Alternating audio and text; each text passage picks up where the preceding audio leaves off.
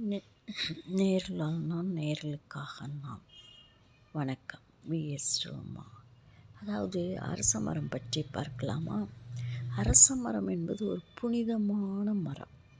மருத்துவ குணங்கள் மிக அதிகமாக உள்ள மரம். அதாவது ஆக்சிஜன் மற்ற மரங்களை விட அரச மரத்தில் அதிக அளவு ஆக்சிஜன் வெளிவரும்.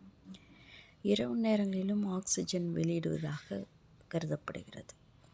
இதன் இலைகள் இதய வடிவில் நீண்ட நுனியுடன் இருக்கும். காற்று வீசும்போது இந்த இலைகள் ஒன்றுடன் ஒன்று மோதி ஒரு மெல்லிய இசையைப் போல சத்தத்தை உருவாக்கும்.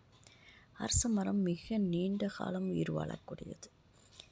இது ஒரு தெய்வீக மரம். இந்து மதம், பௌத்த மதங்களில் இது மிகவும் புனிதமான மரமாக கருதப்படுகிறது. போதி மரம். கௌதம புத்தர் ஞானம் பெற்றது ஒரு அரச மரத்து அடியில்தான். இதனை போதி மரம் என்றும் அழைப்பார்கள். பொதுவாக பிள்ளையார் சிலைகள் அரச மரத்தின் அடியில் தான் அமைக்கப்பட்டிருப்பார்கள். நன்றி.